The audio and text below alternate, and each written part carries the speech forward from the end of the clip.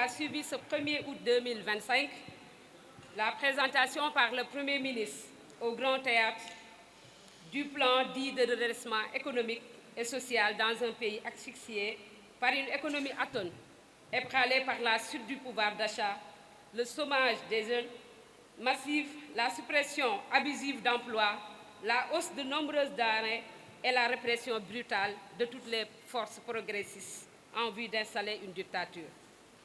Le plan de redressement présenté par le Premier ministre et dont le décryptage a été curieusement assuré par le président de la République a un sinistre renversement de rôle constitutionnel et la traduction concrète des errements et tâtonnements sans fin d'un pouvoir sans vision, sans cap et sans horizon clair. Pire encore, à un terrible niveau, ce plan est illégal. Il l'est d'abord en s'érigeant comme référentiel de notre pays, en lieu et place du PSE, une loi de la République votée par l'Assemblée nationale. Il l'est ensuite parce que notre loi fondamentale, notre Constitution, à son article 42, édicte clairement, de manière sans équivoque, que le président de la République détermine la politique de la nation. Or, des mots même du président de la République, le presse a été conçu par le Premier ministre et ses équipes. Il l'est enfin par le cadre d'expression de l'exercice. Cette démarche ridicule devant un parterre d'affidés participe de cette posture de défiance et de négation des institutions républicaines, clairement assumée par le pouvoir national populiste. S'agissant du contenu, il renvoie aux heures les plus sombres de notre histoire, car ce plan ne signifie ni plus ni moins qu'un ajustement structurel volontaire, dont les conséquences sont catastrophiques pour les entreprises et les ménages. Sous prétexte d'atteindre l'objectif de réduire le déficit à 3% en 2027, ce plan va asphyxier les travailleurs, les précaires, les artisans, les paysans, les femmes, les influenceurs, etc., sans offrir aucune perspective en matière de sécurité nationale, d'accès à l'électricité, à l'eau potable, aux routes praticables, au crédit et aux formations adaptées. Avec ce document, le gouvernement va affecter négativement le transport avec les taxes à l'importation et les droits d'assises, les loisirs à travers les jeux et le tabac, le monde rural avec les taxes d'importation à l'exportation sur les produits agricoles et le foncier rural, les actifs stratégiques de l'État pour l'essentiel déjà sous concession, la cession des actifs fonciers, notamment en milieu rural, la téléphonie avec les taxes sur l'importation des téléphones, le registre email, les redevances sur les licences de téléphone. Nous attirons l'attention du peuple sur un domaine qui relève de la sécurité nationale. En effet, sur le sujet de recyclage d'actifs, notamment des emprises rétrocédées par les militaires français, souvent contigus à des domaines militaires sénégalais, état-major, terre, marine nationale, ces points stratégiques doivent être des réserves pour les capacités futures de nos armées qui obéissent à une montée progressive en puissance.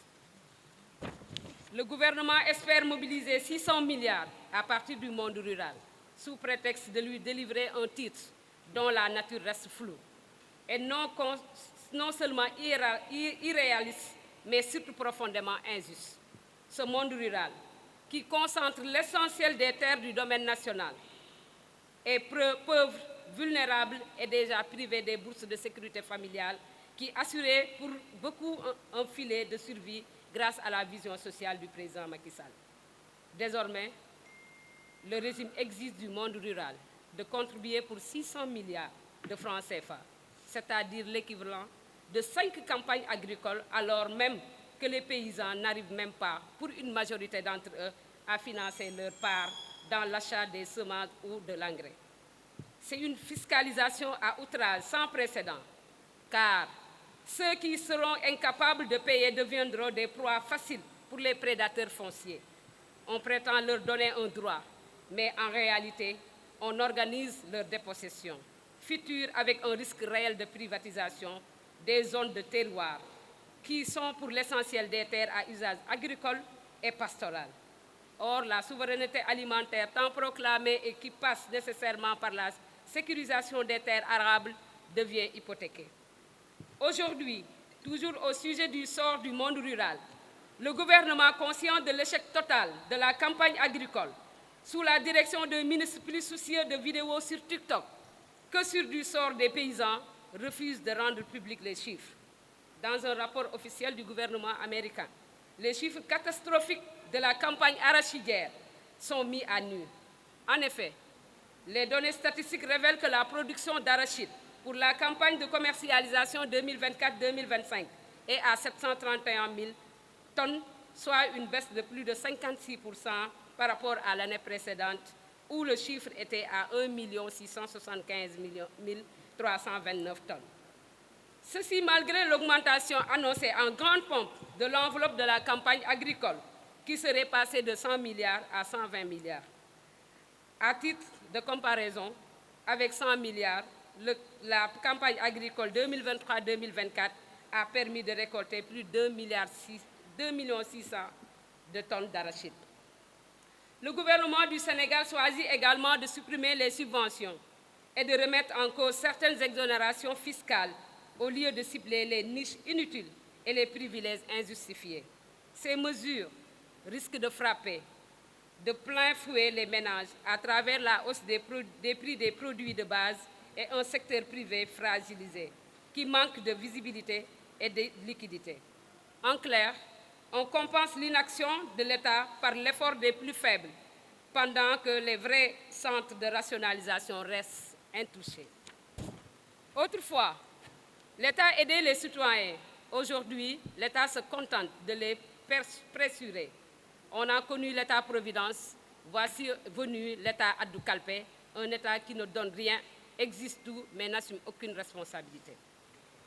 Mesdames et messieurs, en termes de chiffres, le plan de redressement annoncé tantôt à 5 667 milliards, tantôt à 6 202 milliards. Cette différence de plus de 500 milliards montre l'absence de sérieux et l'amateurisme du régime. Globalement, tous les chiffres annoncés sont erronés, confus et contradictoires. Toujours dans l'opacité du gouvernement, le gouvernement reprenant la banque Barclays évoque une dette de 119% sans que ce chiffre ne figure dans un document officiel.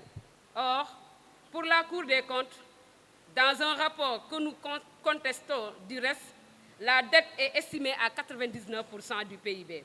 C'est pour maintenir le flou et la confusion que le gouvernement refuse de publier depuis juin 2024 des bulletins statistiques sur la dette. La vérité est que ce régime a emprunté 10 200 milliards en 2 ans et a investi pour 2 milliards seulement en 2025. Dans le volume de financement du plan, l'effort budgétaire de l'État ne dépasse pas 100 milliards, soit 2% du total, comme si on demandait au peuple de relancer seule l'économie, pendant que l'État se contente de commentaires et de promesses confortablement jaloux de son confort et de ses privilèges. Le gouvernement sanctuarise son train de vie pour élaborer le plus grand plan de matraquage fiscal à destination des entreprises et des ménages, des agents et des fonctionnaires du secteur public, ainsi que des travailleurs du secteur privé, des travailleurs du secteur informel et ceux du monde rural. Le plan ne renseigne sur la répartition des ressources sur les 3 ans de mise en œuvre, encore moins sur les secteurs cibles qu'il renseigne, avec une nette contradiction sur la répartition des recettes fiscales qui résulterait de l'injonction des recettes collectées de 4 605 milliards. Il s'agit d'une démarche non seulement injuste, mais profondément hypocrite. Cela revient à faire porter le poids de la prétendue transformation économique sur les plus fragiles, pendant que le train de vie de l'État, souvent bien sécurisé, trouve encore mire échappatoire pour éviter la baisse. Mesdames et messieurs, incapables d'apporter au FMI les preuves de ces accusations infondées au sujet d'un pseudo-maquillage des comptes publics, le gouvernement lance un plan qui obéit à une logique funeste de suppression de subventions et des exonérations, tout en procédant à l'élargissement brutal de l'assiette fiscale. Il ouvre de sombres perspectives pour les populations, les entreprises, le secteur informel. De telles mesures signifient sans aucun doute possible une hausse généralisée des prix de toutes les denrées, des services de transport et de téléphonie, car toutes les taxes et redevances seront supportées par l'usager ou le consommateur final. En résumé, le plan de redressement Jubbanti-Com mérite lui-même un redressement, un cinglant Jubbanti. C'est pourquoi, après une analyse lucide et approfondie du plan et un examen des documents publics officiels publiés par le gouvernement, notamment le document de programmation budgétaire économique pluriannuel datant de juin 2025, 2026-2028, l'Alliance pour la République, conformément à sa responsabilité historique, rejette ce plan dans la forme comme dans le fond. Le parti dénonce un matraquage fiscal avec un enrichissement du coût de la vie, avec une dépréciation du pouvoir d'achat des Sénégalais à faible revenu. Un addou-calpé du monde rural, avec un danger de privatisation du foncier agricole et ses risques sur la souveraineté agricole, foncière et du pays.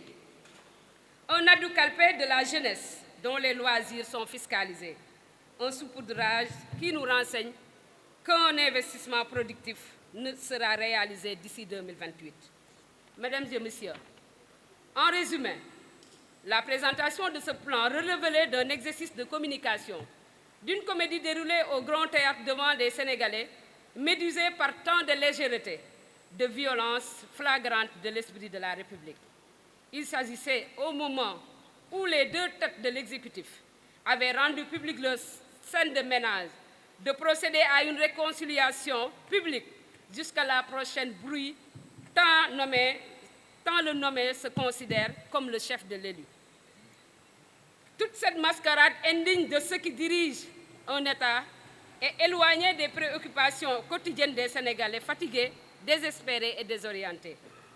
Mesdames et messieurs, tout en restant fidèle à son orientation républicaine et à sa nature de parti de gouvernement, l'Alliance pour la République réaffirme sa volonté de faire face aux provocations et aux agressions du régime. À ce propos, le parti salue toutes les initiatives de Saint-Louis, d'Agnam, d'Ourossogui et de Dakar, de ses membres en vue de la libération des otages politiques comme Farba Ngom, Mansour Faye, Lat Diop, Moustapha Diop et Abdoulaye Ndiaye, et la fin des poursuites contre les anciens ministres Ismaïla Madior, Aïssatou Sophie Gladima et Salimata Diop Dieng.